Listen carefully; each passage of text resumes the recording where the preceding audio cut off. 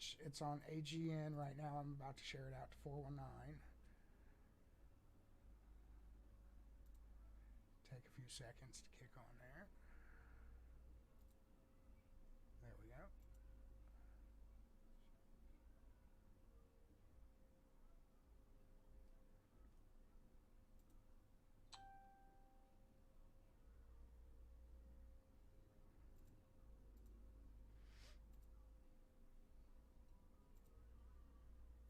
I'm going to share it to my page. I'll share it to your page also.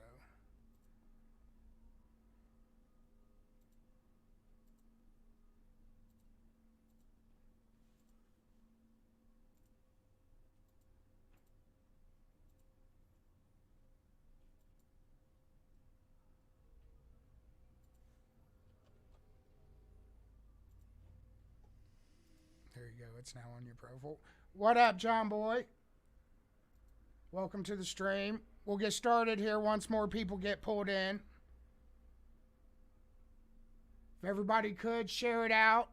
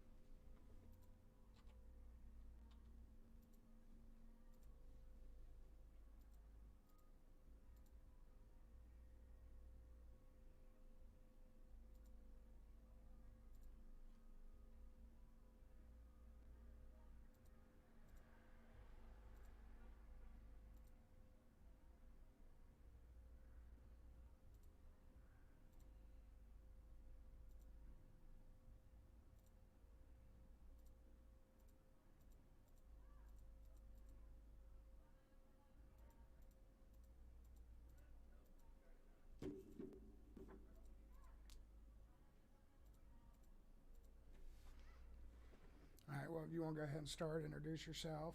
Yeah. Talk to everybody. Your chat room's going to be right here. This will be everybody that's in there. All right, awesome. Yeah, well, first I just wanted to start off and thank you guys for having me here today. 419 News Now is the ultimate internet 419 community. So you know, it's cool to be on the place that reaches the most people, and it's awesome to be here in the studio. Quite a cool setup around here, and I'm just thankful to be here. So thanks, man. I appreciate it.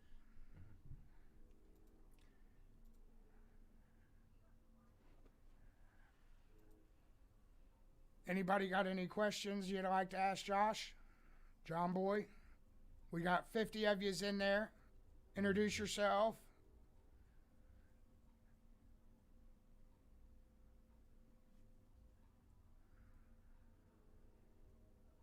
Yeah, that's awesome. Over the course of the last couple of weeks, I've actually sent out requests to two of the other three that were running, and neither of them answered me back. They didn't want to come talk to nobody. They didn't care. So you guys actually have a chance to talk to one of them that's running, ask them any questions that you got. So yeah, we do. I'll just take a minute and I'll plug my webpage and my Facebook page, if that's all right. You can check out more about our campaign at www.hayesforlimamayor.com, or you can go to our Facebook page, which is Hayes for Lima Mayor 2021. And you know, we've been really working on keeping those things updated. I do a live video every Thursday night, and that Thursday night video we usually talk about some different things and you know, answer questions there as well. So you know, it's been something that we've been really trying to reach out to people online through this campaign, to make sure people know, you know, really what we're about. And you know, that's really what I wanted to have the opportunity tonight is to come here and tell people a little bit about our campaign and just let people know that that we're here and what we're about. And so if nobody has any questions right now, I'll talk a little bit about why I decided to run for mayor, if that's cool. Go for it. So I'm a little bit about my background. I'm from Lima, Ohio. I grew up here. I went to Perry High School. I did my undergraduate studies up at Bowling Green State University, where I studied biology. At that time, I was in the Army National Guard, and I went to, we were deployed. We went to El Paso, Texas for a few years, where I worked as a military police officer. After that, I graduated from Bowling Green, and then I went to St. Louis, where I went to chiropractic school. And so I've been back in Ohio, living here in Lima since 2010, and I've been running my own practice out in Shawnee. So that's kind of my experience as like a business owner, small business owner, kind of understanding what it takes, what kind of dedication and commitment it takes to be successful, in private practice and working as your own boss. So since then I've been back here and just helping people, doing my best to really help people one-on-one, help improve people's health and just their quality of life. And it kind of hit me a little, probably about 4 or 5 years ago, because for 4 years I've been planning on making this mayoral run, but I just realized how big of an impact that we can have using some of these principles and some of this understanding that we have on a larger scale, and really bringing that to the people. And I think that we can really create an empowered city and full of empowered people, and really see a big change within our city. All right, now Tracy Howard's got a question for you. She says, how do you plan on, tell us how you plan on economic resources without raising taxes? How do I plan on economic resources without raising taxes? I'm thinking she's meaning, what is your plan on economic resources without raising the taxes? How do you plan on bettering Lima without charging everybody here more, since we've already had a mayor that's been here for 30 plus years that half of what he collected went in his pocket? Yeah, I understand the question now. I think we've got to look into not only, I think that the big plan for everybody around here is bringing a big industry, a big business here. And I think that we've got to shift that a little bit into where we can help support local small businesses. Anything that happens in our city, our city government gets taxes for. Correct. So when somebody pays property tax, when their house value goes up, that's property taxes. New houses in our community, those will increase property taxes. One of the other things that we definitely need to look into and to work to do is there's CDBG grants. So city block development grants, city development block grants is what they are, CDBG. And what they come from the state government, and what they do is they come into a certain area. So they will be set based on the economic affluence in an area. So for an area like the 6th Ward or the 5th Ward, they're eligible for these kind of grants each year. And that money is designated to increase property values, and then when those property values go up, that money goes to the schools. Right. Well, that money hasn't been allocated specifically, and what we've seen is that it hasn't been effective in creating that end result. And so I think that it's not so much that we need more money and we need more taxes in our city, we just need to allocate it with more foresight. And I think that, sometimes it's that, and sometimes it's, there's some things that are going on that aren't so ethical all the time. I call it the friends and family club. Right. The friends with benefits. Yeah, friends with benefits too. And so there's there's ways that we can look to do things. Other things that generate taxes and revenues for our city is new businesses, new industries, and I think that not just seeking out industries and these large corporations like Amazon or some of these other like large companies that just come into a city and just take and extract. They use our human workforce, and our human resources, and they make money hand over fist, and they never really give back. We've got to focus on creating local businesses. We've got to reinforce our local people, and I think that we can get into industries around here, and already existing industries we can do it better, and we can do it cheaper. For example, we live in a place everybody eats, right? Everybody eats here in Lima.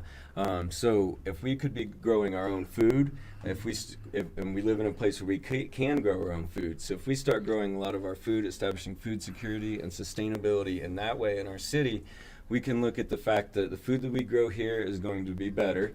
It's going to taste better. It's going to be more nutritious, but also it hasn't traveled across the country. And so the gas and the interstate traffic and all that gets eliminated. And so now it's cheaper.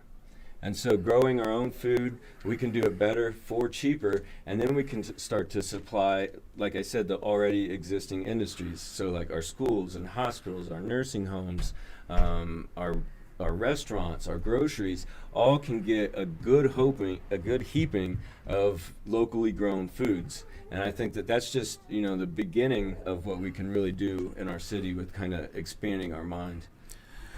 Let's see here. Kelly Burton, do you have a plan for younger kids to find other things to do other than run the streets and do violent crimes? I love the housing project that you've been doing. You're doing a great job. Yeah, thank you so much. Yes, I think that we definitely have got to find ways to capture the attention of our kids. I think that there are programs in our community, and that's one thing that I've found, really doing this walk and doing the campaign is I've spoken to a lot of these places that are doing, after school things or shelters or different things like that, all varieties of things, and they're not getting a lot of support from our city. Which we actually talked a little bit about that. Things to try to get the attention of the younger kids. They go and they do the little cookouts, and they do this and they do that, and they do the bribery technique thinking that that's going to make everybody their best friend. Well, that's not how you get into the public. And that's one of the biggest problem is the misdirection of where that attention should be going. Stop going out and buying fucking hot dogs and donuts and sitting there and fucking bullshitting for 20 minutes once every 6 months. Go out, be out there at the YMCA, go run the fucking track, take these kids up there and go buy them fucking lunch 4 days a week at the fucking school, I think that go play football with them. Stop being an asshole every time you have an interaction. Yeah, I think some of the things that we can do around our schools is, to really help with the youth and the school itself is cleaning up the houses around the schools. I've spoken on this more than a few times, but if you go drive around South Middle School and you look at the houses around there, it's like, man, there's a lot to be desired aesthetically. And, some people are not going to, put their kids into a school like that, just from the outside appearance. And I went into the school, and it's a very nice school. It's beautiful on the inside, and they have great ideas. I think they're running a really nice curriculum, but aesthetically. Well, they did the same thing with the high school. If you look at it, they tore down the old high school. They built this nice, beautiful high school. But what did they do for the community that's surrounding that high school? Not a goddamn thing. You still have shitty houses. You've got garbage. And it's the same thing with the churches around here too. Right. And I had somebody tell me a long time ago. They said, if you want to see a church that's functioning the way it should, typically that neighborhood's built up first, and then the neighborhood builds the church. Yep. And that's where we've done it backwards so much, is because we built the church and then let the neighborhoods go, and now the neighborhoods can't support the church. Exactly. And so you look at our government in the same way. We've got to build the community and the people will automatically take care and pay for and to be able to pay the taxes and to get everything else done.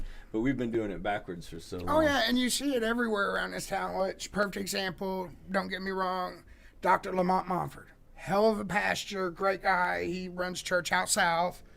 Beautiful church, beautiful school, everything. Millions of dollars ran into it, but And he does do a lot of things for the community. He runs a halfway house, a few other things. You know, he's actually out there involved. But what has he done for the community that actually surrounds his church? Mm-hmm. You still see a lot of that overgrown. You see houses burnt, I'm not sure exactly broke where his down. church is. It's like 16th Street, 15th Street, somewhere through there, roughly. Okay. It is. That's in It's Perry? south. It's in Perry Township. right at the Perry Township line out there. It's right out across 4th Street there. Oh, okay. Beautiful area if it was cleaned up, and the people in that community just aren't doing it. They're putting their things into them, but if you're being built from your community, help your community. There's old people surrounded right there. There's houses that are burnt down. There's abandoned houses. There's overgrown everything there. And that's one thing I think that we clean up your area. We can do that with our city grant money, with our block grant money. We can take that money, match landlords or match homeowners, and work with them to help build their and to restore their homes. Because when we do that, a couple things happen. One, that person has more pride in the place that they're living. They're going to take better care of it. They have a firmer foundation for life, basically. The second thing is it's going to increase our property taxes, and it's going to increase the revenues for the government. So I mean, those are win-win situations. We've got to, just have that foresight and to be focused on what we want to do, with our money, and to make sure that we're getting the results from our investment. These need to be investment dollars. So, Todd Kitchen says, let's see here. What's the plan to improve the neighborhood when the majority of homes aren't occupied? Also, are you aware of how many homes are on the demolition list as it is now? So a lot of the homes aren't owner occupied here in our city. I think 55%. I'm good, thanks. 55% of the people that work, or 55% of the people in our city rent their homes. So we've got a lot of renters in our city. I think that we've got to figure out a way to get these homeowners into these houses, whether it be buyback programs with the landlords, working with landlords, and incentivizing them to sell these homes. Also, I think the one way that we really work to fix and to help balance the renting situation here is we start to build more homes. And I think that until we have competition, until there's more homes in the area where people have options, they're going to be stuck with, poor options. Well, being a mayoral candidate, why wouldn't you make up something along the lines of just like we have the demolition list? Mm-hmm. There's a list of, in Lima, at least 200 to 300 homes that are on this demolition list. Those should be renovated. Well, you could come across non-homeowners that's never owned a home that wants to build up a house, but they can't get the 3, 4, 5, whatever the back taxes, all that is that's on that to get that house off that list. Mm-hmm. If they've got $500, they've never owned a home, and they're not a corporation, business, or anything that's going to turn it around, hand it over to Lima Properties and say, here, you rent this out for us. Mm-hmm. Something that a list like that for people that it would actually help out. Mm-hmm. Then you're not having to rebuild your community. You're not putting more money into tearing it down, rebuilding new homes, all of this. You're actually allowing the community and the citizens of the community to invest their money in something that is this community's history. Mm-hmm. A lot of the history of this town has went down the drain. Over the years, money's went places it shouldn't have. Communities have gotten run down. Mm-hmm. And it's sectioned into wards. And each ward, the economy of that ward is different. Yeah. Just like where we're sitting at now, I can open my window and I have an entire city block around me that half of it's empty. Mm-hmm. Like, a park could go out here and that gives this section of the community something for their children to go play at. I think that's one thing that we've looked at as well, is like, what are we missing in our communities right now? what's missing in our neighborhoods, because back when these communities and these neighborhoods were first built, they had everything they needed within walking distance for everybody to get to. Everybody needed food. Every ward was equal. Everybody had enough to where it wasn't sectioned into wards. Lima was Lima. And things have fallen down now, and so certain neighborhoods couldn't support the corner grocery store, or they couldn't support this, so it closed. And then what happened was the people suffered. And so, we've got to go through and, look back at each one of our neighborhoods and say, okay, does this one have a recreational place out here? Does this one have a park? Does this one have, a market, a place where people can get fresh food and, safe natural medicine? And I think that we've got to just make sure that we have all those things in the community. And I think that that's just a real beginning of treating a lot of the symptoms of the problems that we've had around here. See here, Georgia Grove says, what about Schoonover Pool? I'm not sure. I know they did a bunch of work over there last year. I'm not sure what's going on with the pool. They've still been talking about closing the pool over there. I'm not sure why they would choose to close the pool. I think a lot of times the government for so long has said this is going to cost too much money. And I think that that really means that it's not a priority to them. Or they don't want to do it, or they have other plans. Right. And so I think that something like the Schoonover Pool that's been here for so long, I think that we definitely need to restore it. I think we need to make sure that we're like you said just previously, we're restoring our history and making sure that we have things that people here can go and do, and to have recreation and things like that. I would really like to see not only that pool be expanded, but that space there. I think it would be a great place for like an indoor water park, some hotel beds, some places like that. So right off the interstate, so we can start bringing in some people that want to come here, instead of all of our people going everywhere else, even too. Well, as you see, we've got plenty of space all over town. Every ward has empty holes of where houses used to be. Like Swiss cheese. Right. It's like Swiss cheese all across town. Mm-hmm. And like Joe Croft said, he pledges to rebuild 200 homes throughout until 2025. And that's awesome. That's Joe. a hell of an ideal, because rebuild what we have here.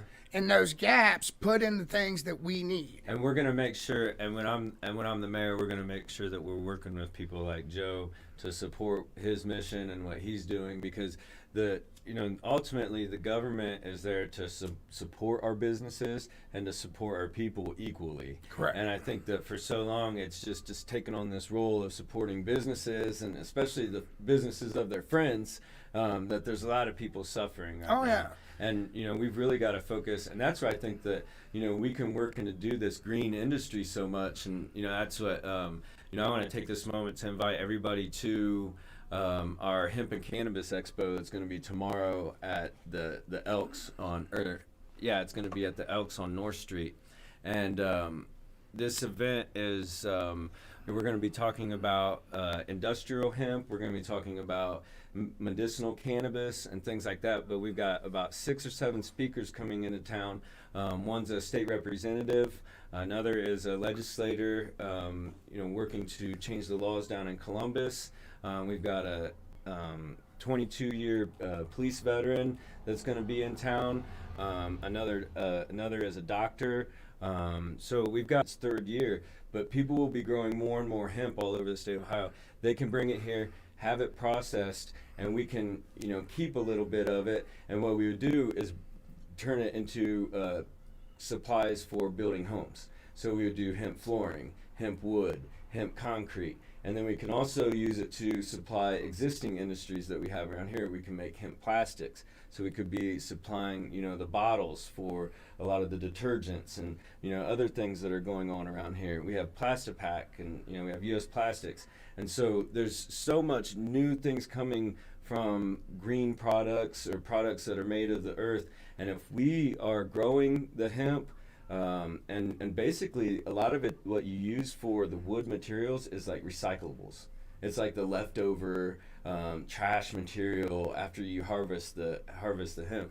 And so if we're growing it and processing it, creating concrete with it, creating all of our supplies, and we're working with people that know how to build buildings and that can, command a team, we can see a lot of houses go up really quickly in Lima. And I think what we're going to see is, not only if we have opportunities for housing here, we're going to have people that want to move here and that want to contribute to the city. If we don't, we're going to get people that come here for recovery and for addiction treatment and things like that. And so if we've got to really start to focus or target on who we want in our city and what we want our city to become. Okay. Let's see here. What do we got going?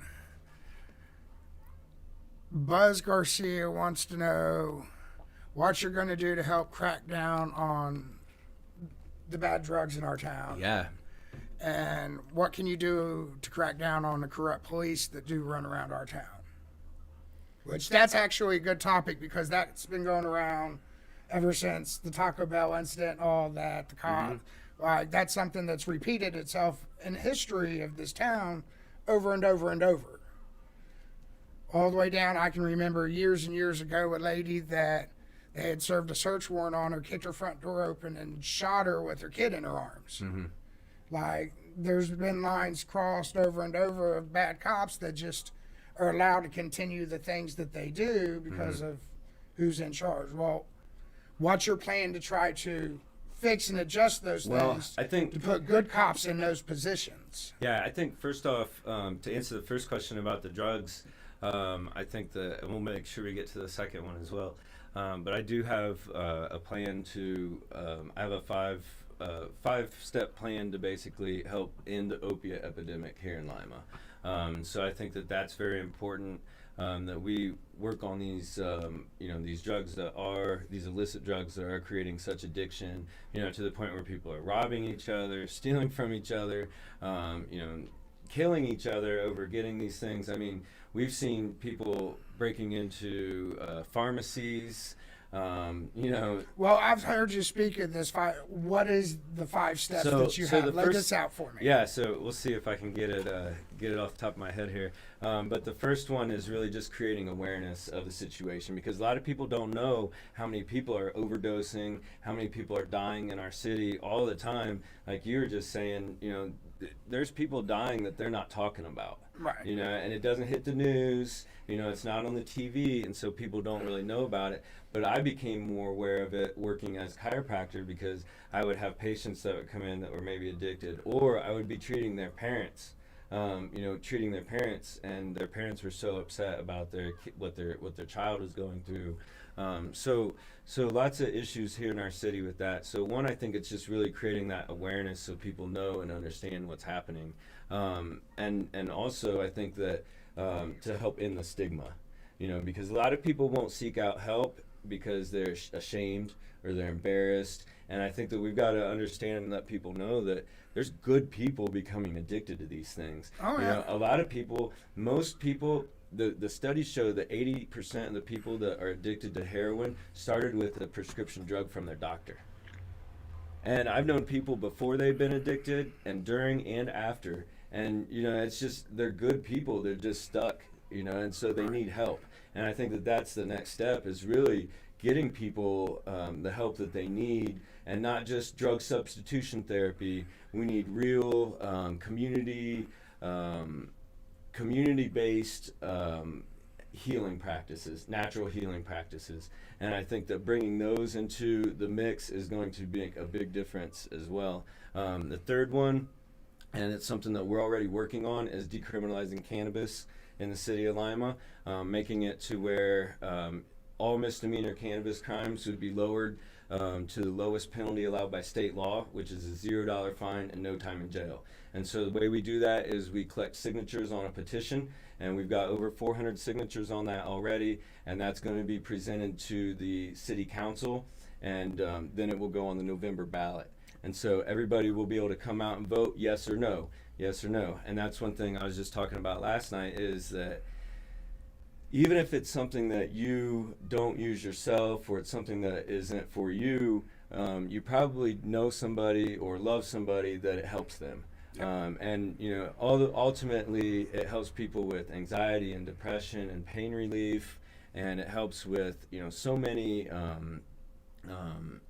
so much mental health disorders, but it's tremendous even for your digestion, and there's just so much that people don't really know. And Correct. I think that's well, that's like me being a seizure patient since the age of seizures. 4.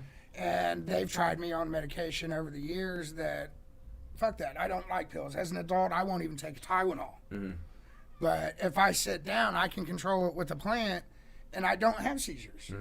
But I live in a town in a state that it's legal to be a medical marijuana patient. I have a license that straight says that I can use medical marijuana. I can possess it. I can use it anywhere that I need to because of my seizures. If I want to sit inside the lobby of the police station and take my marijuana, my medication, I am legally allowed. But I live in one of the few towns in this state that it's legal, but it's illegal. Yeah, they continue. We're stuck in the gray area of feed me more money. Dude, yeah, man, they continue to prosecute it around here, and I've had issues with the law enforcement around here too. Just with medical cannabis, and when I had I had and I still have a medical cannabis license, and they still wanted to write me a ticket, and then they wanted me to go to a class. And I told him I said, I'm a doctor. I could teach your class, and so that didn't go anywhere. And then the prosecutor still wanted to prosecute me, and I told her, I said, I'm a doctor. I'm a medical cannabis patient, and I also am. I also have some other credentials, and she still pushed me, and I said, okay, well, let's go have this talk in front of the judge. And about 15 minutes later, they came in and dropped my charges. And so it's just all such a waste, over a little bit of cannabis that wasn't hurting anybody, that's never killed anybody. Correct. And you're prescribed it. You have a license for it. From a doctor. Yeah, from a doctor. The state is under the state pharmaceutical board. So it's just really something that we've got to prioritize other things in our city now. It's time to let that go, and it's time to to focus on some other things, because you and I both know that we've got a violent crime problem in our city. And for everyone that goes reported, there's many that go unreported, and that's for sure. Let's see here. Carrie Lamb wants to know, how could we get roads better? I know the 800 block of North Baxter is messed up, and me, as trying to own my home, it's messing with the value and very irritating because I'm assuming they won't repair it. What about the community roads that have been in shambles? Well, hell, you come down through here, you know how it is coming across them tracks and up through there and all that. Yeah. I think I once get again, what she's talking about. I totally get what you're talking about. A lot of places need curbs, and some places need drainage and stuff like that. And you look at certain places and they're well taken care of. Right, like they just put in 2 new bridges over here, but didn't repair any of the road for either side. They're doing the project out in front of the hospital, and I don't know who's paying for that. I hope the hospital's paying for it. They've built the center downtown, the apartment complex next to the hospital complex there. Yeah. Both of those are finished. The hospital complex is about a third of the way done. So that's what I'm saying. I hope the hospital's paying for that road repair out there. Somebody's feeding and that the city's somewhere. not, because if the city's paying for that money could have been much more well spent out here, because there was nothing wrong with that Market Street Road out there. Well, it's all about the looks and trying to make more money. And it is appeasing the corporations. We need to stop feeding people's pockets that aren't in our community. And once again, it goes back to where are we going to benefit in the long run, and that's what I'm looking at is sustainably. How are we going to prosper in the long haul? And we're going to do that with a bunch of people that are empowered and able to stand up and take care of themselves and to help everybody else. Yeah, she said there's no curb out there. People drive through the yards. Yeah, I think that some of those places, and I would encourage people, if you are watching tonight and you have a place that that thinks that needs to be improved, go ahead and send us a message and let us know. I'll come out and look at it and take pictures, or if you want to send me some pictures as well, and we'll make sure that stuff gets on the list, because once again, there is money around here. There are, we have everything that we need around here. It just needed to be allocated in the right way. It just needs to be put in the right areas and keeping everything with the small business is the biggest. Because like you've got Joe Croft in here. I know he owns a company that's here local. He's out on, I think it's corner of Sugar Street. And, Elite Construction. Right, Elite Construction. Give him a shout out. You've got Tracy Howard in here. Tracy Howard does what is the name of it? I can't think it off. The Angel Warriors. The Angel Warriors. I'm that's 2 for correct. 2 now. Right. And she helps out with the community in a lot of other ways, Tracy's which I won't throw beautiful. those out there because some things are better left unsaid when people are doing good things. Absolutely. I'll leave it like that. And then you've got other people in here that, like even us at 419 News and AGN, those local businesses that are trying to keep things in the community and trying to keep the money here. You got to help those companies build. If the money goes out of town, guess what? Your neighbors go out of town to go catch that money. Yeah. Your area don't get cleaned up. If you walk outside, pick that shit up in your front yard. Don't let it blow down the street to your neighbor's yard. I think that's the outlook as a business owner as well. The money that we spend, the money that I spend as a business owner, if it goes back into my business, then it cycles up again. Well, that's but like me with this here. Everything that goes out is gone. Oh, yeah. It's gone Anything that forever. I add into my business, I have to drive an hour and a half away because there's nothing here that carries this type of equipment. Mm-hmm. I can't go to Walmart and just go pick up a $10,000 server and walk through the checkout line. All that money that these small businesses, just like Joe, I know that when Joe does the stuff that he does, not everything comes from here local because we can't access it. He can't go get the paints that they use when they do the pavements and stuff like that here local because there's nothing that's making it, producing it. Everything we do comes and goes outside of our community. Right. That money's got to stay here. And that's one thing I stress to a lot of people too is we build and create a lot of products and stuff, and it all goes outward. Right. So we're basically an export community. Everything that we do. So we have our people trading trading their time for money. Meanwhile, these corporations make a lot more money off these people's labor, and and that's one thing. Like people say, well, why don't people want to work? And that's because it's they too know easy they're getting not the to shaft. right now. They're getting the shaft, Right. because they're making a little bit, and these other places are making a lot, and then people don't even have enough to live on. Yep. And so if we have local businesses, I can tell you right now, examining other economies in other cities that are based on local homegrown businesses, that they pay their people a good wage, they do more for those people than just money. Oh yeah. And I think that's the kind of job that people want. They want something more than a paycheck, because at the end of the day, you can get a paycheck from the government. Yeah. And so people want a good working environment. They want to be doing something that's contributing to the community, something positive, something creating things. You don't want to go to work and work for an asshole that just don't give a fuck after you get done making that cheeseburger. Yeah. You want it to actually mean something. So. Yeah, purpose. Right, you want to have a purpose. Tapping into the human spirit. Well, that goes with everything. You got to have a purpose for all of it. No matter what, in the end, everything you do, you're sending money out that you could be putting back, even all the way down to hell, we're both medical marijuana patients, our accessories, our bowls and stuff. I can go on Wish, I can order a bowl all day long. I can get it for $20. I can go and get on Amazon and do the same thing. Well, guess what? That money's going to China, it's going to New York, things like that. Well, go to your local community. You've got the smoke shop out there on the Lighter Road. You got the 420 clinic. You got the one downtown. Keep your money in the community. Don't be buying online makes it easier, but buying online removes the things that keep your community alive. That's a movement that These smaller shops and stores here are dying because you're going on Amazon. Yeah, to save a couple bucks. Right. Yeah. It saves you a trip out because you're scared of a virus. Well, that's a movement that we can definitely proliferate to the city. Is you remember you don't hide from the flu, do you? Remember that Made in America? I don't. I haven't. Right. I mean, I don't hide from the flu. The cold ain't killed me. Was a biker for many years, and I've done many things that should have killed. I ain't worried about no virus. Right. Okay. Keep your money where it's supposed to be. Stop killing your own community. Yeah, I agree.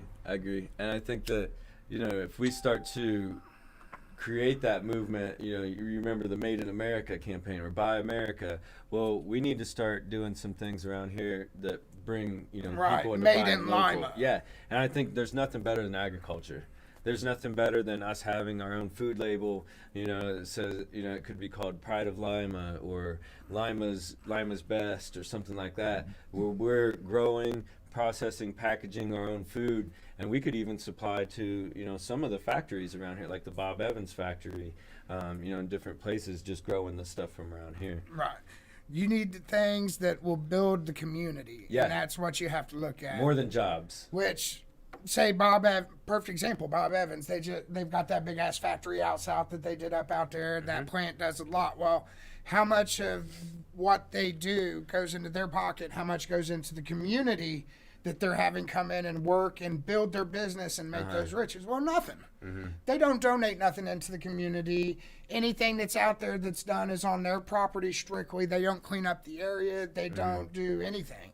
And I think that some of the businesses do. I think that we have to ask more of our. I think we have to ask more of our bigger industries around here. Well, they forget that it's not about just filling their pocket. That they Right. have to give back to what's given Yep. to them. And I think that if we, well, I mean, just for example, though, you know, they brought a new business here last week, and they said that the Frickers is a new Frickers is gonna open up. And gave them 15 years, half taxes. Like, why That's would a you bad bring deal, a bro. corporation from somewhere else when there's 1,000,001 people here trying to run restaurants? That's a bad deal. That you can build here. Right, there's and you know, in the same week there was a local place, you know, that was opened up, and you know, 50% tax abatement over 15 years. That's a bad deal, because if they wanted to move here, they were going to move here regardless. Correct. Of how much tax break you're going to give them. And 15 years is Well, a look long at what time. it tells the business owners like me. I've been building my studio in AGN for about 1.5 years now.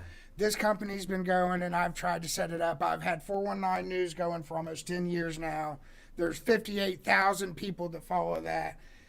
I've got over 30 grand invested just in AGN alone, let alone 419, everything over the years. And I can't walk down there, fill out a paperwork, and get 15 years of fucking taxes just wiped clean. Right. And, you know, that Right. tells business owners that are here locally, Lima just said, fuck you to all the little businesses. We definitely need because they don't programs. care. We definitely need programs for our smaller businesses, and that's one thing we've talked about is, you know, if we can take some businesses that are already existing, that are maybe operating out of their homes or operating, you know, in smaller manner, and move them into the downtown and reopen up all those empty places that we have, do it all at once. And what I see is like a business incubation group where everybody gets the same like marketing director, the same accountant, the same attorney, and you know, they all, everything that you need for your business, and it's done at a discount rate. And you know, everybody works together basically to promote each other. And I think that synergy of people coming to the downtown, seeing one business, coming to visit another, it's just going to keep building it up. All right, let's see who's got any other questions here. We still got a night. Well, we've been right around 70 to 80 viewers. We're at 65 viewers now. Chris Miller, what method will you use to fund your ideals like Lima Bucks and helping the not so well to do better with their living arrangements? Homeless, I'm assuming, lower income. I think that it goes back to what we were talking about before. It's just allocation. It's just allocating funds. I think that we've got all the tax revenues and everything that we need to around here. You know, the Lima dollars is something that I think would be really tremendous, that we can fund with either starting out with local donations, private investors, or even we can use government funds. But what would happen is when those started, they would stay in the loop all the time. And so we would know that money is being spent, you know, within the cycle. You know, it all stays within the loop. The food and the things that are being provided with it are very high quality and things that are going to benefit people on a high level. Our plan for some of the tiny house projects, the tiny home projects, are not only to create housing, but also to create a clear path to home ownership for people. And I think that that's one thing that, you know, we hit on a little bit earlier, is that we need homeowners in our city. Those Right. people come in, they put down roots, they take pride in their community, they fix things up, they develop relationships. And when you have a place like that, you don't have room for very much crime. Right. And I think that that's where, you know, we've got to work to prevent things, and that's how we do it, is we help people establish security in where they live. So with the tiny home projects, we are going to work with private investors, and we're going to work to see that those homeowners, or that those residents of the tiny homes can purchase their home within 5 years. So they're going to have it paid completely off within 5 years. That private investor is going to have his initial investment plus what he makes off of it, and he's going to be in and out within 5 years. What that does is it allows us to build a lot of homes at once, and then also move all of these people from being renters to homeowners all at once as well. And so we start to see a new dynamic in our city, and we get that shift. Which, that's a hell of an ideal. How do you, for the people out there, how do you sign up to get involved into the tiny homes project? Mm-hmm. Where do they got to go to be able to, whether they want to volunteer, like Joe Croft here was talking about, that he was going to help put 200 brand new homes or rebuild 200 homes within the community. Well, how can he get involved with your project at the tiny homes? Say he's a business owner that does that type of thing. How could he get in contact with you to be able to do that? Yeah, we're open through email.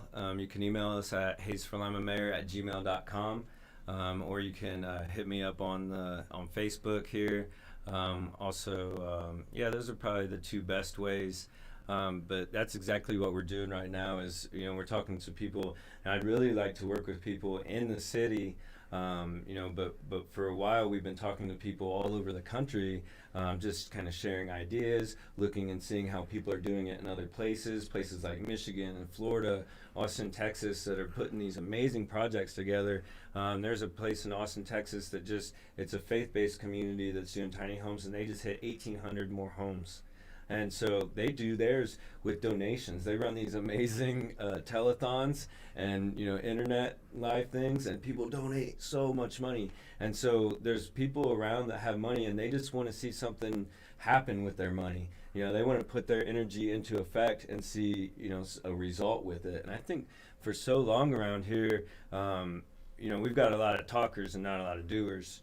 And I think that our government has been just that, you know, a lot of talk, a lot of meetings, you know, a lot of task forces and things like that. But in reality, no houses have built. Joe Cross built more houses than the whole Lyman task force. Right. You know, and so, you know. Well, he's built more than they've tore down, and they've tore down a good portion of our city over the course of the last couple of years. Yeah, you know? And so, like, let's get real, and let's start, you know, solving our problems with things that are, you know, producing results instead of pretending.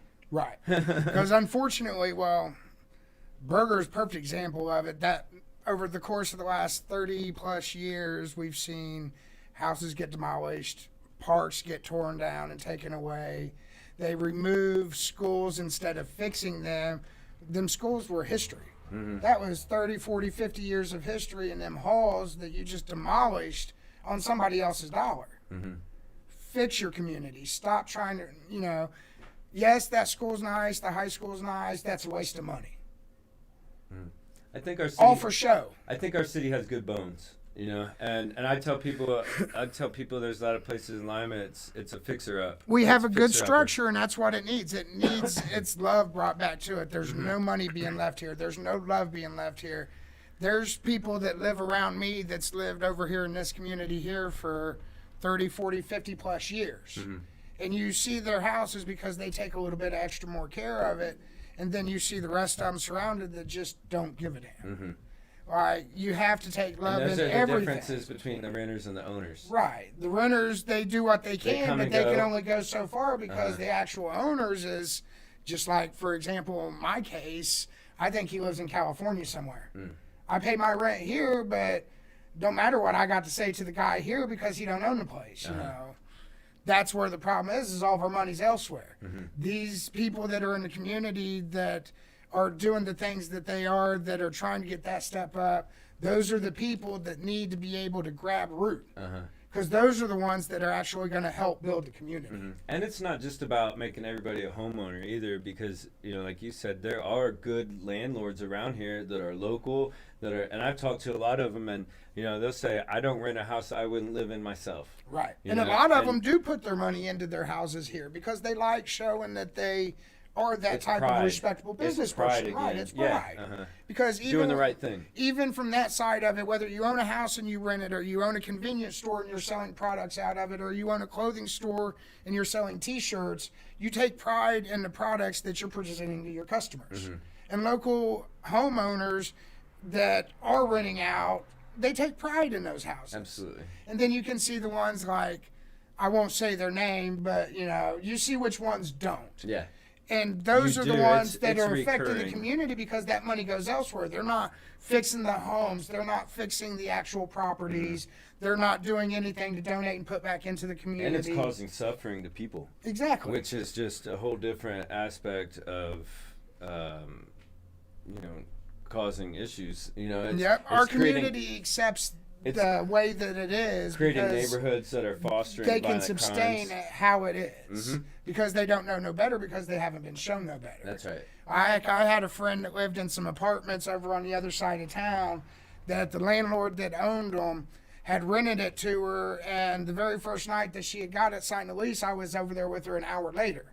And there was water pouring all the way through the apartment. The plumbing was leaking. The roof leaked. The paint was all chipped. The carpet was pissed on, dog stained, And he rented out like that thinking that was acceptable. And within 36 hours, I had the entire apartment complex condemned. Yeah. It's still condemned to this day. You can go down West Street and take a look off to the side, and it's nothing but a patch of trash. And that might be what it takes. Those are the owners that are the issue in this town. That might be what it takes around here, is to call in the right, housing authority does do a lot if you speak up. You have to actually tell people what the problem is. That's one thing people need to know as well, is that they do have rights. Renters have rights in our city, and they can speak up and they can make complaints. We actually spoke with a guy over there by the name of Brandon. Real great guy at the housing inspection there, and he actually listened because it was a citizen that had a concern, and he went in and did his job, and as soon as he walked through, he shut it all down. Yeah. And that's when the systems work. Right. Most people are used to, but some people, the issues of the corruption. Some people won't even complain though, because the landlords will kick them out. Right. Or the fact is that person goes in and rents that place like they needed a place to stay, and now they don't have a place. And so not only I think do we need to enforce some of these codes and perhaps get people out of some of these houses that are inhabitable, but also we need transition places for these people to be while these homes are being renovated. And I think that that's something that we can absolutely supply within our local government. Well, if we've got all these people up in hotels. If we've got businesses like Joe Croft and them that are willing to give up their time and their workers to go out and do it, and you got government programs and funding that are willing to pay for supplies and things of that nature, why is it not getting done? That's where we're stuck. And it's just doing it. Right. And obviously it's not the person that's in office now that's going to get that accomplished. There's somebody running with you that used to stand behind the man in office and learned all of his dirty tricks and everything else. That's not going to work. Somebody from Texas that doesn't live in our community, that grew up here and moved away because they realized how our community was, doesn't work. Like, we need somebody here that actually is going to affect the community in a positive manner. Housing, fixing the community, keeping money back in the community, actually building Lima back to what it's known for. Definitely not more business as usual. Right. I think that we've seen that our tactics that we're doing right now aren't working. And I think it's been, something that we've seen in the government is to throw more money at it, or maybe, that's not working, just do it harder, do it more, do it bigger, and all that does is just creates a bigger fall at the end. And so we've got to shift our mindset and shift our focus once again towards, nourishing our people, nourishing our neighborhoods, and that's what makes our city run, not the businesses. Right. Not Well, a they're so top-down used to effect. these companies coming in and saying, well, if you let us put our business over here, we'll give you this lump sum now. You cut off our taxes for this many years, and we'll kiss your ass after that and do anything you want. That's the pilot program. And that's the way that they've got it set up, because that padding. Okay, well, hey, that's 200,000. We'll put 100,000 here. Here, We'll take 20. We'll you take take it 20. now than later. Right. That's like winning the lottery and getting the chunk payment or taking And the payment. that's what kills the small stores. Like, I've run a lot of time out in the south end of Lima, and there was a store out there that actually just burnt down. That store's been there for at least the entire time I've ever lived here. Like, well, they don't have nothing out there that's been expanded. Nobody's tried to help clean up the property. The building still stands as a burnt shell. Nothing's been replaced in the community over there to give them the things and necessities that store that carried. service was, that store was providing those services. Like, they just leave it the way it is because they don't care. It takes up time that they don't want to give because it could go somewhere else. Well, we can go make a buck here. Why can't we just, well, if you put your money back into it, you can make a buck there also. Stop leaving the community to rot and die. And I think that's what it is. It's like being more inclusive, because if that building was in a different place, perhaps it would have been taken care of. If the owner was maybe, in the club or, a member of a certain group, perhaps it would have been, taken care of. But instead, you gotta understand that we're all affected and we're all impacted by what's happening in our community, in our neighborhoods. You've got a question up there. What's that? The last two there. Rob Hatcher. He wants to know about why you lost your license and how you're going to manage the whole city at once. The whole city. I didn't lose my license, so we'll take care of that question there. And how am I going to manage a whole city? Well, I'm looking forward to actually managing a whole city because I've been managing a whole business for a long time by myself, and sometimes without the resources that I needed. So I actually think this is going to be a little bit easier than what I've been doing right now on a couple levels. I'm going to have a lot of really good expert people that are very qualified for their positions, and I think that that's very exciting because right now, once again, I think we've had a lot of people that are kind of in the friends and family club running our government, and so we're going to make sure that everybody that's around and in our administration is merit-based, people that are highly qualified for the jobs, and it's going to be great to have a team of people around supporting me and what we're doing and supporting our city. So I'm very excited for that. I think we're going to be able to do some awesome things together as a team, and that's kind of where I'm at as well, is that unless we go through and really change a lot of the administration and a lot of things that's happening in the city building, we're going to get more of the same. Right. And so I had one of the pastors that I spoke with, he said that God doesn't build on another man's foundation. And I think that we've got to start over. We got to get back to foundation, back to fundamentals. We've got to make sure that that we're taking care of those things. So. Which Joe Croft threw another one up there. Let me see here. Which we'll go to Tammy first. Tammy said, "Josh has helped so many homeless, hungry, and helpless at my job. You are amazing." Thanks, Tammy. Tammy Gold. Tammy works at the drop-in center. Okay. At the Allen County Mental Health All right. building. And Joe Croft said he'd like to know why they denied his tax abatement when he pledged to invest $3 million into Lima over the next 5 years. Yeah, that's a good one there. It's a local business owner trying to put money back into our community, and they'd rather pull a conglomerate from somewhere else, like Frickers, Yeah, I think that we've got to find ways to support our local businesses. Joe, I'd love to see your proposal, and I think that it's something that, that it definitely needs to be addressed and, needs to be talked about in our city, is that why that we are not giving, the same opportunities to our local businesses, even our smaller local businesses, as we are some of these other places. And you hit the nail on the head there. And I think that what it comes down to is it's the club. It's the friends and family club. Right. And Joe, I'll tell you, if you had a different name, or you're in a different family, your tax abatement would have probably went through. So I think those are things that we need to change for sure. Oh yeah. What was that? Did somebody ask about a dispensary? Let's see here.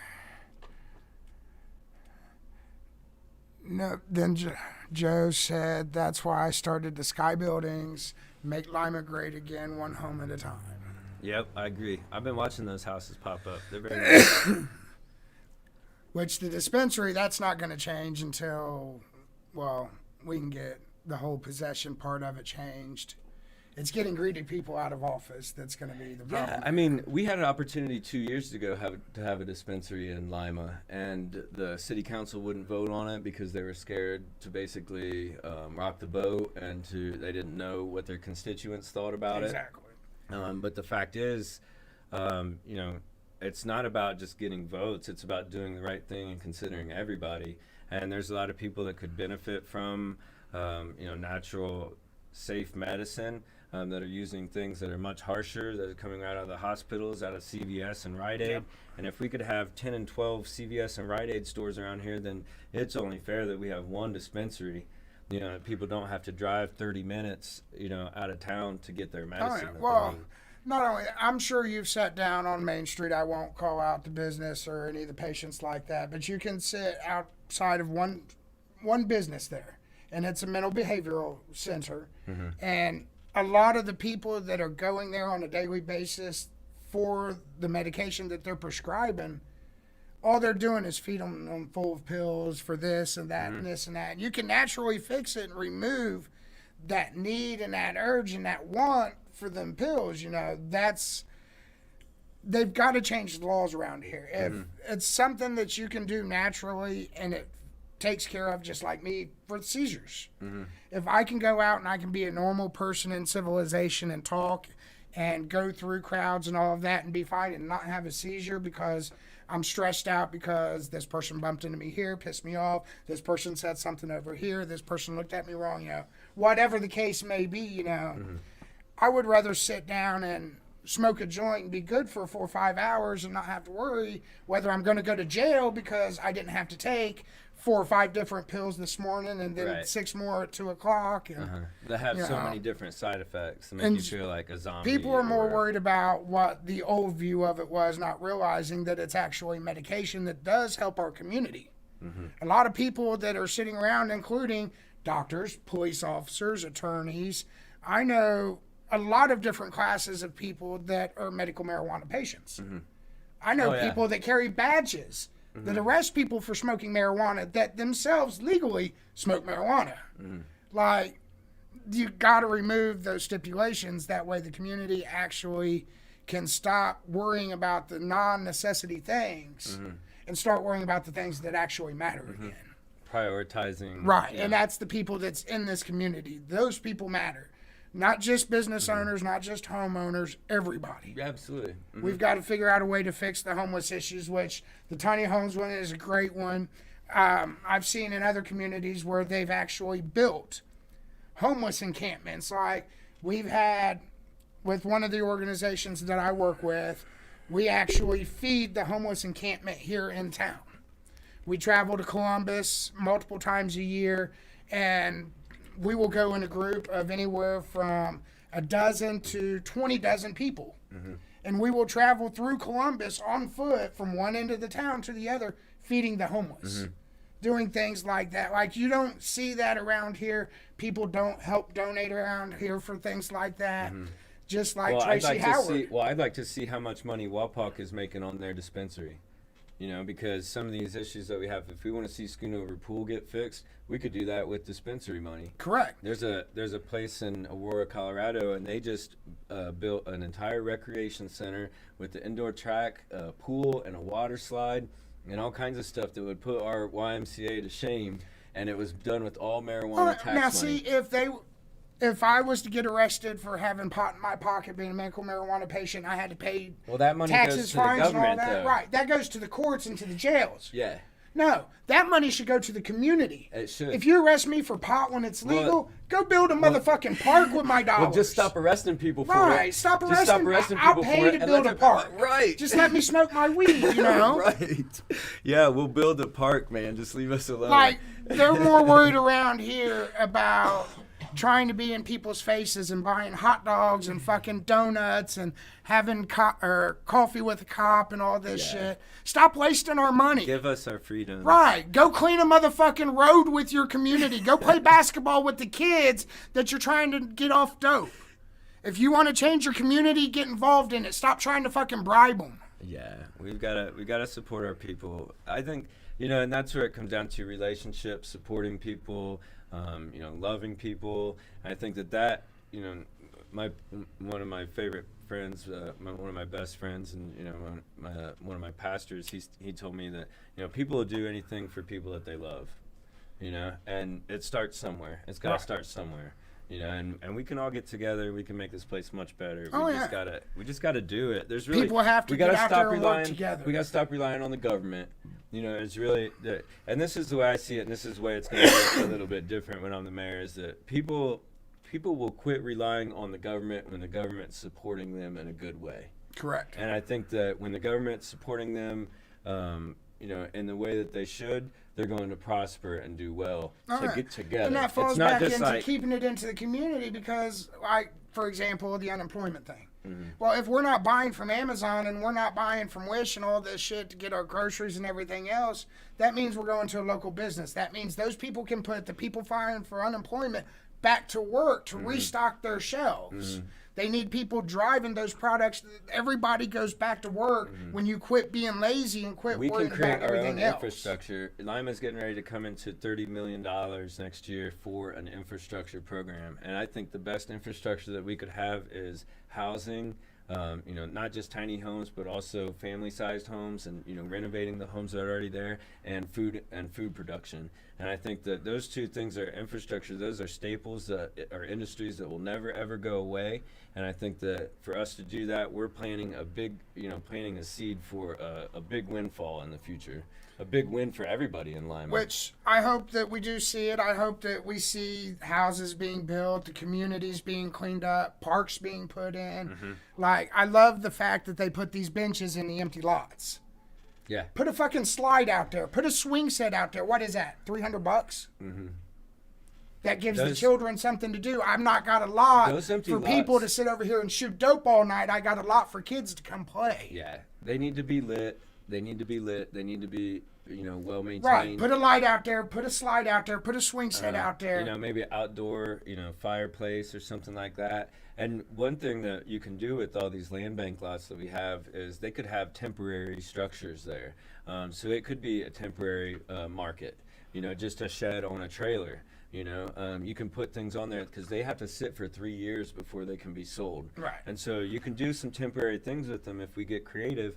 And then, over that time, maybe that person that was, taking care of that, they could have an opportunity to be the first to buy it. So there's opportunities around here for available land. We've just got to start making sure that they go to people that are local. All right. Rob's got another one, but I'm not sure exactly how he's wording. How many tax dollars would the 420 clinic bring if it would have been not discriminated against? Seriously. I don't know. I do know that he had done up the paperwork, all that was everything, and they shut him down because that, they wanted to fill their pockets. It's the whole, well, it's legal here, but we're not going to have it legal, so they could still charge their fines and restitutions, court cost, all of that. And I mean, he's got a good one there. Nobody really knows the number that it would have brought, but look at Walpole, for example. He was talking about a he was the dispensary? first one that was going to be the dispensary. He was actually the first lined up, paperwork filed, everything. Lima shut him That doesn't down. come from, that's all a statewide thing. Right. I don't know. Lima had a chance to vote to have a dispensary, and the city council didn't vote on it. Right. But Which he was the absolutely. one lined up to be their dispensary for it, and the city shut him down. And I think what he's looking at is, look at how much, like, say, Walpock's dispensary is made for the Walpock community, I mean, tax-wise. we could have probably taken that tax money and renovated Schoonover Pool. Right, and I think that's what he's getting at. Yeah, You know, I just totally the tax agree. money alone from his business that was discriminated against because it was medical marijuana and they didn't want it here, that could have been a couple $100,000 a year, if not more. Mm-hmm. Because instead of our community sending that money to Detroit, Michigan, because we got to go up here to the dispensaries, or Columbus, or Walpock's there's people wannabe dispensary There's over people here, that you leave know. Lima every single day and drive Right. up to Michigan and spend the I money. myself, being a medical marijuana patient, I take my money for my medication out of state Mm-hmm. because my license is out of state because I'm an out of state resident. Mm-hmm. Well, I am now a Lima resident, but to keep my medication straight because of the way shit is here, I have to be a Michigan resident still. Mm-hmm. Like, my Yeah, money it's- shouldn't be going elsewhere. My money should be going to people like him that Local have the people. shop that are trying to do it local, Mhm, that absolutely. they do keep discriminating against with it. Absolutely, and I think that that's what we're gonna do. I've got the people, I've got the network that can help us to get a dispensary here in Lima. Not only, and that's part of it too, you know, is satisfying some of the people's questions and their concerns. Right. Well, you that's know. why I wanted this on and I here, and think we that had our that's- little one yeah. beforehand because, you know, I'm sure there's questions on here, just even like Doc Rob But even himself, like the you city, know. but you know, educating the city Right. council, educating the people that are the People politicians need that are making these informed decisions. about the things that are going on and what could go on. Mhm. And that's the problem, is nobody talks about that shit. Right. Bluntness is reality, just like my question earlier. Well, here, because I've actually had a few of them. I asked you about the home in Shawnee that's registered in your name, but yet you live on Main Street in Mm-hmm. Yeah, Lima. everybody wants Like, to talk about nobody that. knows that, but what people fail to realize So- is there is a pass to everybody, Yeah. and that pass just includes your children that, you know, and Yeah, you're like me, you're not going to let your children go without. So I understand that. I rent you know. a house. Yeah, so I rent that house in Lima for a couple reasons. One, there wasn't hardly any available houses for sale Right. in the cities, so most of them are renters. And the second was this was a specific location that I wanted from somebody that I knew. And so we wanted to renovate this house and to fix it up. And so we spent about 2 years redoing the roof and the flooring and the walls and the ceiling and, you know, just really everything, that house from top to bottom. It had been empty for a long time, and there was some homeless people that had been living in it that had moved out before I moved in, of course. Right. But they, but it was pretty trashed, and so we put a lot of effort into that. And you know, I rent that house from them. I still own my house in Shawnee. I live in my house on Main Street. That's the only place that I stay. I'm there all the time. But I still own my house in Shawnee, and my ex-wife and my 3 daughters live there. And so that's a house that I maintain for them. So it's a place that that's close to their grandmother. It's close to, you know, it's a place where they have a backyard where they can have a dog. Right. Well, it's where kitty, they've lived. and- That's where they've yeah. grown up. You know, I Yeah. understand that. Yeah, I'm And a so- father myself. And so people want to pull up the auditor's website and say, well, you live in Shawnee. And it's like, Right. that couldn't be further from the truth, because I'm definitely not living in Shawnee. Well, see, so- that's why it's easier for people to be able to ask those questions and explain. Uh-huh. And when sometimes- people can explain Uh-huh. the backside of it, And sometimes some of It's that a lot stuff easier. is okay to be explainable, and some Right. of it is not other people's business. right? You know, and Well, I think that's that why I we get left to it that as point vague too. as I did. Yeah, you know, and I because, appreciate that. I you know, appreciate giving me the opportunity to answer Right, that. I'll let because- you go into the details of it, but like, And some people are accepting that, and other Right. people want more information. which It's just like, that is and- actually a good question because people do wonder about and that. I'm you fair know? enough that I'll share and be honest with people and transparent. But there's some things you get to the point where like, hey, like, you know, that's not your business. All because I'm running for mayor doesn't mean you need to know everything about my personal life. Right. You know, like, Well, a I'm lot not- of people I'm a don't mayoral realize that candidate, even not just a as a dating business candidate. owner, you know, just like with me, my business and my personal life don't go together. I keep my personal life personal from my businesses because just like with AGN, I've been running it for a year and a half with the studio I do.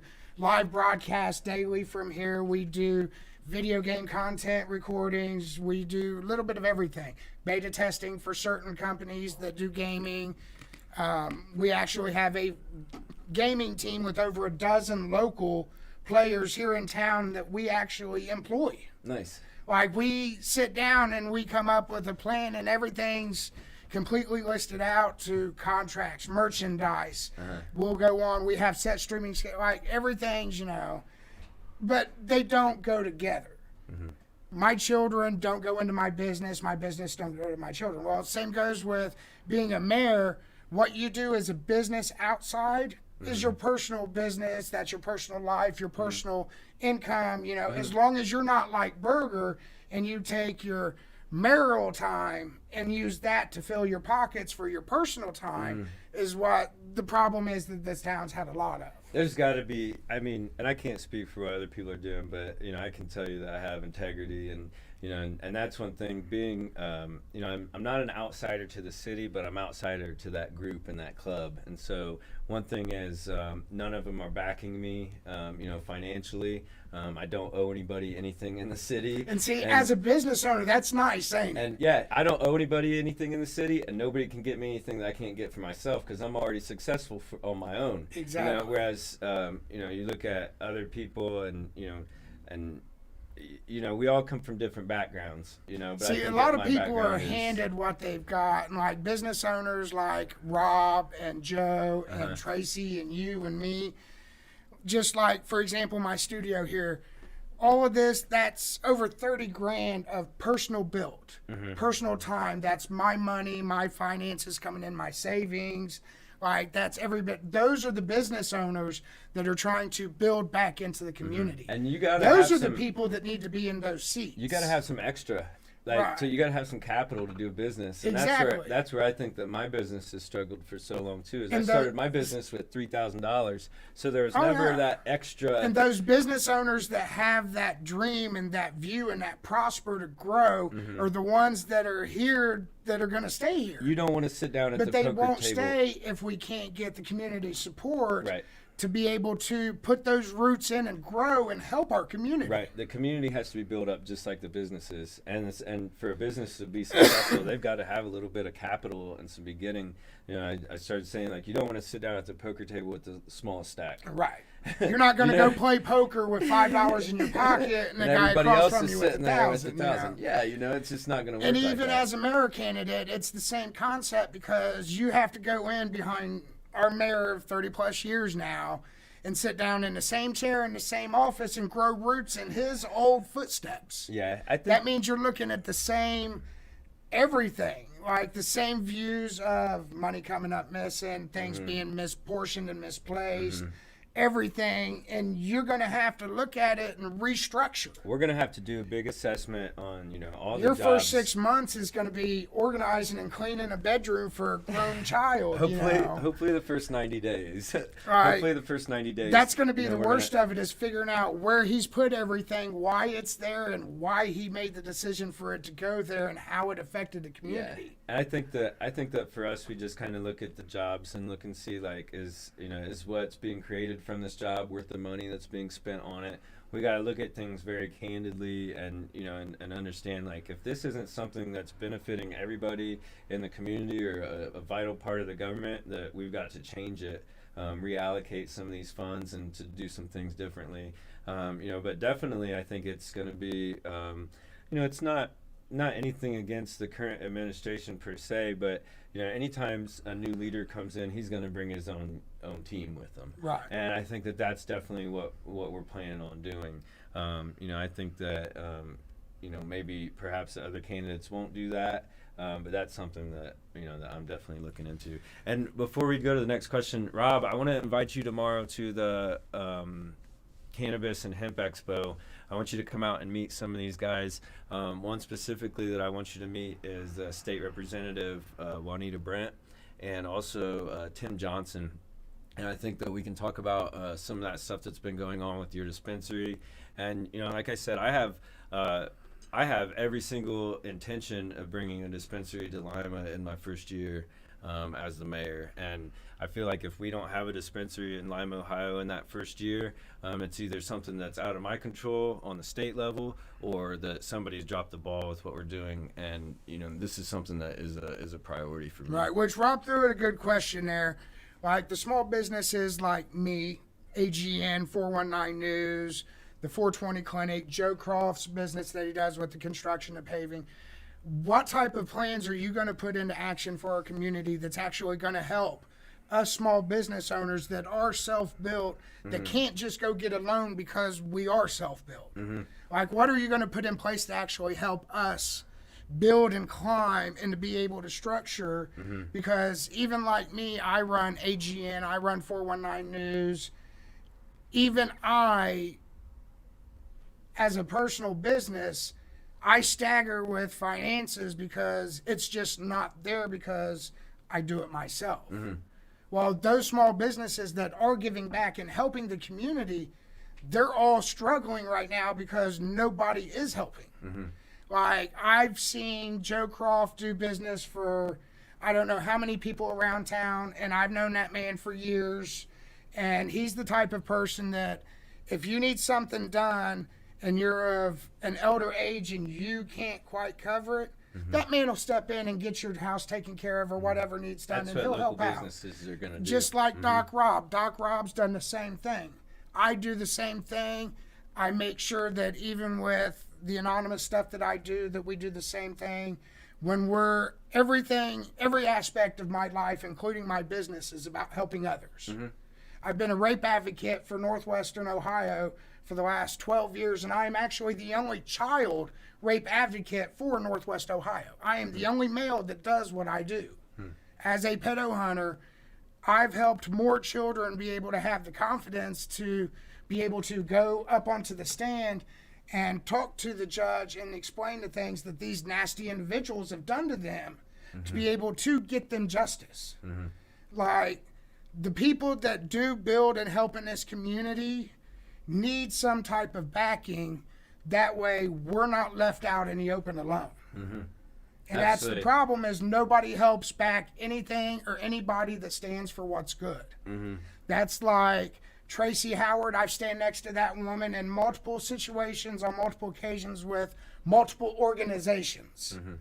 That woman has seen me struggle from everything to being homeless with my children that I had just got full custody, fighting all the way up to where I'm sitting at now.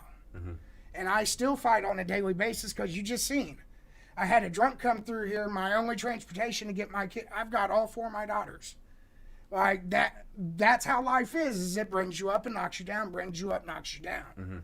Well, those small business owners are going through that because everything's gone. I love the idea of bringing the hemp industry here, because that does bring a lot of structure and a lot of roots to this community. A lot of people thought that the tank plant, that brings structure. No.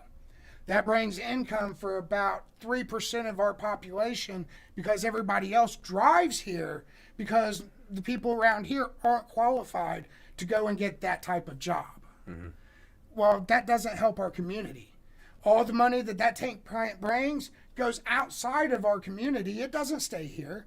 That doesn't do anything. We need things here that are going to rebuild our community, rebuild our citizens. Yeah, and that's where I think that going into the housing, going to the food industry and things like that is. Well, see, if our citizens fall back in love with our community, they're going to stay. They're going to build themselves. I think so. And that's the biggest issue that we have to overcome, is getting our citizens to fall back in love with our town and actually take pride in it. That happens with like these businesses, and we support them, by creating that support system for them. Creating an opportunity for them to work together and to build together, giving them, opportunities for spaces downtown. Like, for example, when I went through Bell Fountain a few months ago, all of their empty spots in their downtown, if they're not a full-on business that's happening, or that, if there's not a business in those places, they have them staged and ready for a business. So you walk past it and it still looks like there's something going on something there. like that would be beautiful. And it's absolutely ready for people to move into then. You know, and so I think one of the other ways that we can really help support our businesses is a lot of our downtown places. If we are going to want businesses to move in there, they need to be ready to be moved into. Correct. You know, and so not just renovations, but some of the people run into issues with handicap accessibility, fire code and things like that, because these buildings haven't been affected, or they haven't changed hands, or been bought or sold in quite a while. And so some of these renovations are way out of people's budgets. And I think that as a city, if we can develop a group or some people that go around and do those type of things, I think it would be money well invested into our community that would create tax revenue instead of just letting these places go. Like, we've got to get these things ready to be sold and ready to be rented. Let's see here. Let's see. Anybody else got any other questions we didn't go through? Let's see here. Rob said he expanded to 9 other cities and still kept his roots here, which we got into how you're going to help the lower businesses. Mm-hmm. Let's see here. Which he is correct. That industry does bring in millions in tax revenue. That would be something great, is to get the medical marijuana straightened out here. The medical cannabis in Ohio is going to do $1 billion this year. In the first 3 months, it's on track for $330 million, and so we're looking at. See, I'd love to see a lot of that stay in our community. I would love to see it come to our community, and that would be beautiful, because if our money or our community has money coming into it, we're going to prosper as a community. Mm-hmm. If these small businesses can get the city to help them, it'd be perfect. We could bring entertainment and recreation here, which would bring other people to our city to come for that, which would just kind of have that. Which effect. they tried to do that a little bit downtown. I think we need to restore Memorial Hall. I think that with the cannabis money, we could be looking at restoring Schoonover Pool and Memorial Hall. Right. And I think the city's been trying their damnedest to shut down Schoonover. I say fuck the city, fix it up, give the kids something to fucking do. Mm-hmm. Because that's the problem. They want to try to fix these kids in the community and the shooting and the drugs and all that. But it's like everybody's But they solution, take everything they have to do. Everybody's solution is putting more people in the system. Right. Putting them in the system does not fix it. And no, it doesn't. You have to go back to why, the root cause of these things, and you have to affect that root cause. And a lot of it is because there's not recreation, there's not fun things to do, there's not places when to go I was for a kids. teenager, I didn't grow up here in Lima, Ohio. When I was a teenager, I grew up about an hour and a half south of here. And in my community, we didn't have nothing to go do. Mm-hmm. So as a teenager, I was stealing cars, smoking weed, partying, running the streets at night, doing shit I shouldn't have been doing. But if I would have been able to have something to keep me occupied, I wouldn't have been out fucking robbing cars, I wouldn't have been doing stupid shit. I wouldn't have been getting in trouble. And the same concept goes for now. That's just like I've got a 1-year-old, a 2-year-old, a 4-year-old, and a 14-year-old daughter. And them 4 will keep me busy from sunup to sundown. And there's no time for trouble. The biggest thing about trying to be a good parent is to keep my children busy, so I know that they're going to be a better person than I ever was. Mm-hmm. And it's a hell of a job just keeping 4 minds occupied, let alone an entire city. That's going to be like, with 419 News, I've got almost 58,000 followers. Trying to keep them in line with just me and Dave, it's impossible. There's no way. Everybody has a different opinion. It's just completely crazy and out of whack, So I can only imagine how it's going to be to try to stand up and do it with the city. If you get this position as mayor, I hope you do what you say. I hope you do a good job.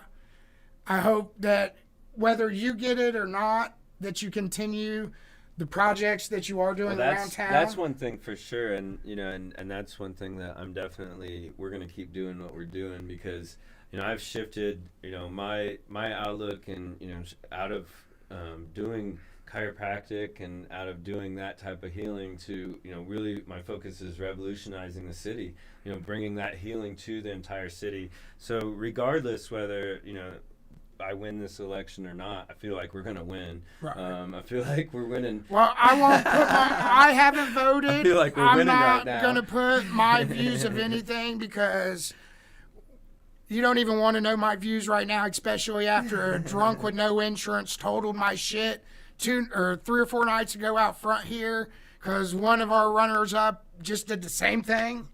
And then you got one that's in Texas here on vacation. I don't know if she got stuck on probation or what, but she just kind of stuck back around. Now she wants to be married. I'm not going to put my views out there, but you guys, whatever you think, make sure you do your research, look it up. That was kind of the point of having him on here tonight, is because I personally had questions before the stream that I wanted to ask, because everybody has their own views, everybody has their own past, everybody has their own personal issues, their own drama, whatever. This wasn't about anything that was personal for anybody.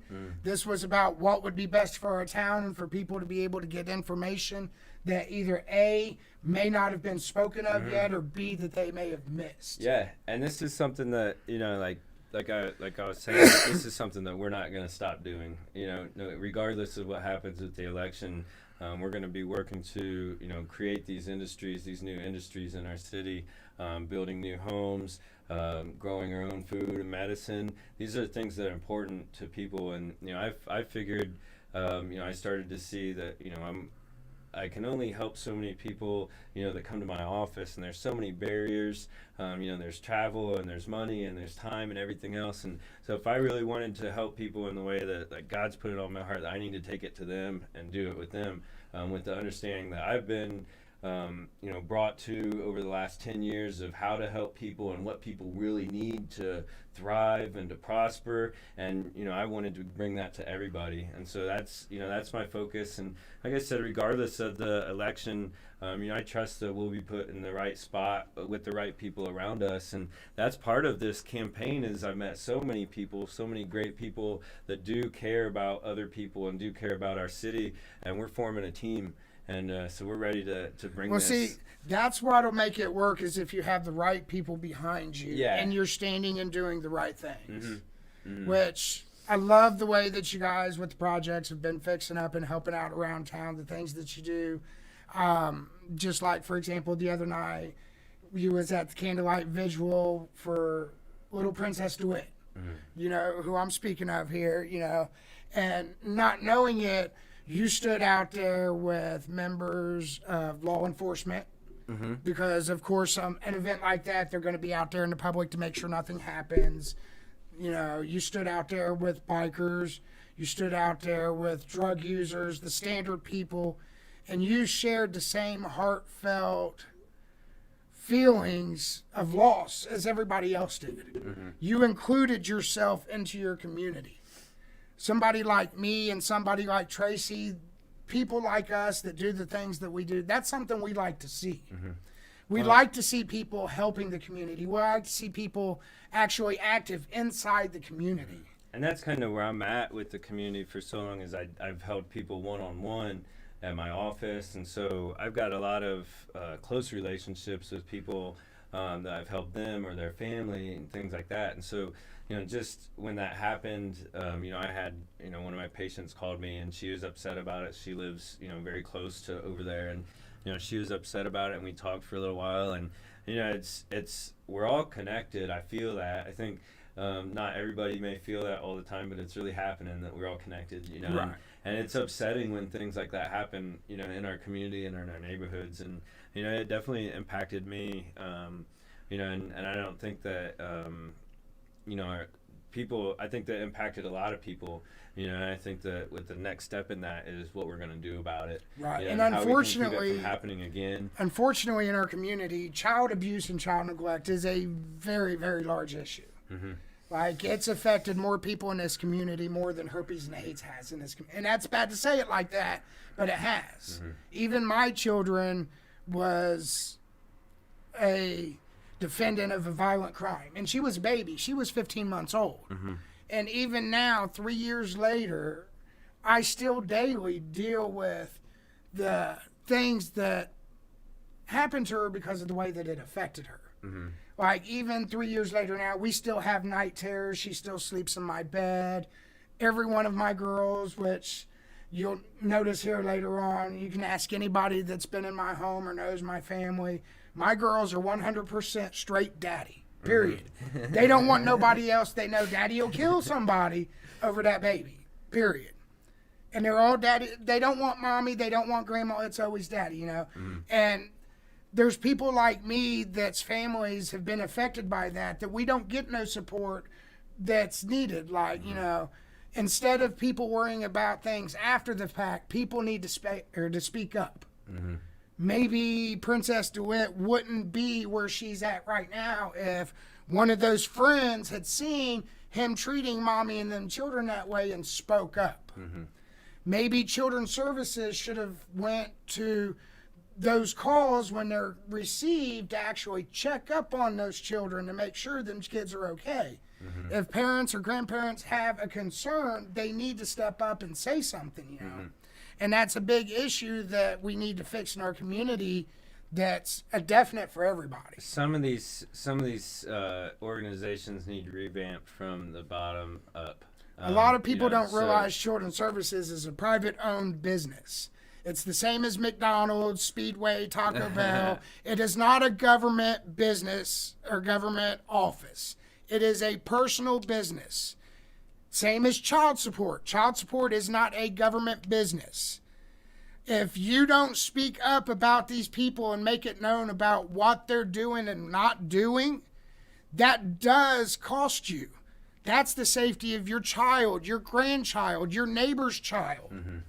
That's just like you being a father. You can't control what goes on outside of your home when your children are away. But if something is going on, you would like for somebody to speak up and help. That way your children don't have to live like that. They can be safe. They don't have to sit in a hospital bruised up, or even worse, be in a coffin in a cemetery somewhere. Those are things that a lot of people overlook in our community because they don't care. Community responsibilities, right? You know, society. A lot of people don't care until it hits home. And we're disconnected as a society a lot of ways too. You know, a lot of people don't know their neighbors. They don't know the people around that they live around and things like that. And you know, a lot of that is a product of the environment that we're creating as well too. Well, so if we don't teach them better, they're not going to do better. That's the only way we're going to prevent a lot of this stuff when it comes down to it. Some of the violent crimes and some of the issues. It's the only way we're going to prevent and safeguard from those kind of things is to create a space where people can have actual community and get to know each other. So we have more people around to watch out for those things. And the bad part, well, they blame a lot of it on drugs and everything else, and the problem is it's our parents. My parents are responsible for the way that I was brought up, how I acted. The things that I did, I learned firsthand from my parents, same as you, same as everybody else. So if we don't teach our kids to have respect for our community, have respect for our neighbors, have respect for one another, they don't know those things. They don't grow up having respect, so they don't understand what respect is. Same goes for their personal property, things like that. You know, if you aren't raised to have respect for the things that you do and you own, well, you're not going to have a nice car that you just washed and detailed, and you're not going to have a system set up. You know, you're not going to do those things. Even down to some businesses. of our problems they've been around for so long that they become generational. Correct. Like a lot of the programming's being passed on. Correct. And the only way to fix it is to give them a better opportunity. We have to have something there in their eyes that they can see, hey, if I do this, that's going to better this situation. It's going to make this better. And I think that, you know, it is just like that, creating opportunities, you know, and you can't make people do things. And a lot of people get confused, like, hey, well, how are you going to make people do this? Like, well, we're not going to make people do anything because people have free will, you know, to live their life how they choose. But we can support people, and we can hold a space for people to, you know, perhaps maybe and give them opportunities so that they may do better for themselves. You know, and I think that that's where the government comes into play. All righty. Let's see if we got any other questions in here. Let's see here. Matthew Snyder said, I think as long as the crime rate goes down, more people will fall in love with this town and be willing to help out and be there for one another. It takes the community to rebuild the community along with somebody's help, such as a mayor, to help out with the bigger things, which... I agree. I think it's support. It's, you know, it's supporting the people that want to Right, move. well- But it's also team building and inspiring people, you know, and having a vision, you know, and I think that Everybody's got to learn to be able to work together again. That's the problem, is everything from economy levels to educational levels to racism down to every aspect of life, we're split from each other. And people, including different news organizations and government organizations, they use that to play and or frown upon us because they know that they can control us just by twisting something here, changing something there. And it split us so bad that nobody wants to work with nobody no more. I think that And that's that's just, the biggest issue, is pulling everybody back together as one. adjusting people's focus and letting them see that, like, hey, we have a lot more in common than what we don't. Right. You know, we all want the same things. You know, we really want good health, you know, a safe place to live and raise our families, relationships, you know, things like that. Like, those are things that we all need and we can all agree upon, and that's what we need to focus on getting done. Correct. You know, some of these other things, you know, let people live the way they're going to live. The government needs to quit telling people what to do, you know, with a lot of things. And they need to quit arresting people for a natural plant. That's Give us a break. That's right. All right, well, we've been going for about an hour and 40 minutes. I think we've covered about as much as we can. Yeah, we covered a lot. I appreciate Anybody else got any questions that we haven't covered yet? Anything that you want to know that you've missed? Right now is your chance to ask him. The early votes went in a few days ago. We and started early voting April 6th, so you can vote. If you haven't voted yet, you can vote during the week at the Allen County Board of Elections on Main Street.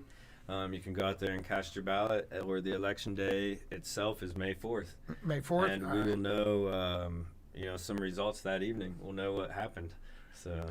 Alrighty, well, if anybody ain't got no questions, we're going to get on about our business here, and we will let you guys do what you got to do. Georgia Groves, what can we do to help promote him? Share. Yeah, share this post. You know, like and subscribe to our Hayes for Lima Mayor Facebook page. You know, share what we're doing, and you know, I think that if this is something that interests you and this resonates with you, make sure the best way you can support me is to get out to vote. You know, and right now, you know, we've been spending these last 9 months out talking to people and, you know, making sure everybody knows about what we're doing. But, you know, it's time for the people to take action, time for them to get out to vote. And if you, you know, agree with what I'm talking about, you know, talk to 3 or 5 people around you, your, you know, your people that you work with, or your people in your neighborhood, your family, and let them know that, you know, that I'm here and that we're making decisions, and, you know, that we're going to put the people in the front this time. All right, and anybody that wants to share this stream out, it's available on 419 News Now, which it is a private news group. So in there, you won't be able to share that stream. But if you actually click the link for the stream, it'll take you into AGN Studios page, and you can share away from there. You can also go into his personal page, Joshua Hayes, on Facebook, and the stream is on there. You can share it out.